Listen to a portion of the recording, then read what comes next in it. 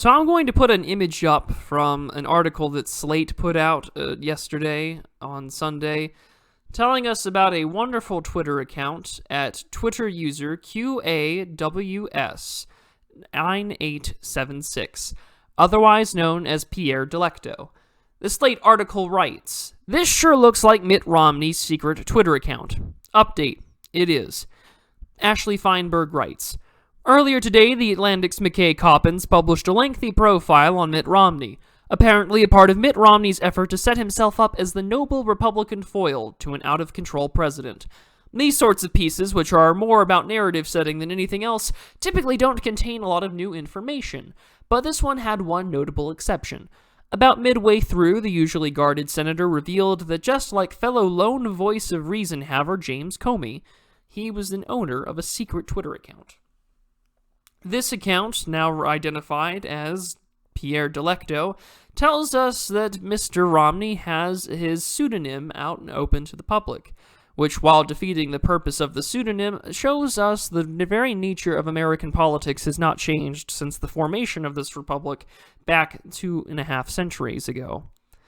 Now, if we look to the American constitutional debates in 1787 and in 1788, there were numerous Americans, both who were with Federalist sides of the arguments for pro-ratification and anti-Federalists who were against the American Constitution, using numerous classical figures throughout history, both in Greek and Roman history and mythology, to get their points across, as well as to speak out to those who had the same classical forms of education to understand where their argument was coming from. For instance, well-known American political figure Alexander Hamilton utilized the pseudonym Phocion when arguing for the restoration of civil rights and liberties of Tories and other British loyalists after the end of the American Revolution, trying to invoke the same kind of feeling of how the Roman general of the same name would treat his defeated enemies. While Hamilton was arguing for the same kind of treatment that he would give to his fellow Americans regardless of their political opinions, arguing that the rights and liberties of those even defeated in battle were quintessential for the rights in those who had secured their independence through the bloody conflict. But most well-known was the name Publius, utilized by John Jay, James Madison, and Alexander Hamilton to write the 85 essays known as the Federalist Papers. However, Hamilton had already used the name in 1778, as he had used several others in arguing for the American Revolution and other positions against the Crown. Oliver Ellsworth had used things like a landholder, discussing about the proposed Constitution, talking about how the importance of ratification was essential in his state. It talks about the importance of having a bicameral legislature in his essays. But throughout the American formation of political parties and factions in the early days of our republic, the press was hand in hand with these kind of pseudonyms. There are numerous articles in literature that indicates that a lot of early American newspapers existed for the sole purpose of supporting a partisan cause, utilizing classical names and figures throughout history to hammer the point home to those who had a similar education. These pseudonyms allowed individuals to express commentary and garner support to the common man without necessarily saying that it was so-and-so who wrote that respective essay, and allowed them to attack others in the press while their official public position may not allow them to do so without the sake of denigrating or infuriating political allies or their executives.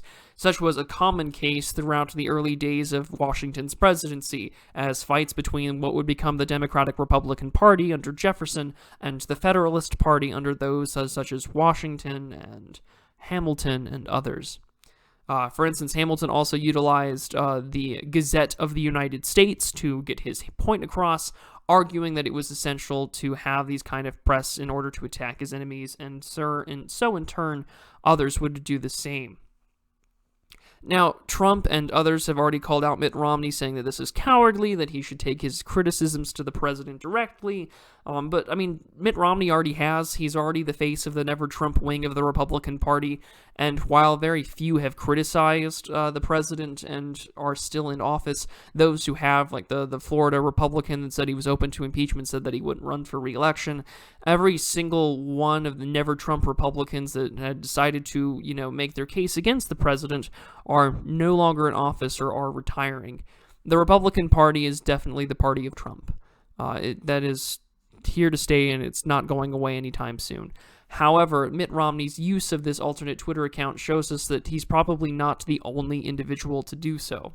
I'm sure that the president and numerous others have their own private accounts to see what the people are saying and thinking. I doubt that Trump has one, but who knows? Maybe he does. Maybe he's shitposting on other accounts and retweeting as the president whatever his alternate burner accounts state. But I think that this tells us that even in this day and age, the modern American spirit of utilizing pseudonyms and attacking others through the press and trying to defend themselves and generate supports to their cause is still well and alive even in the 21st century and in the age of Facebook and Twitter. So that's about all. I'll see you guys next time. I will have my Syria and Turkey video up this Friday, so you guys stay tuned. It's going to be a long one as I start transitioning to more long-form content. I think you guys will really enjoy what I have in mind. Until then, I'll see you guys next time.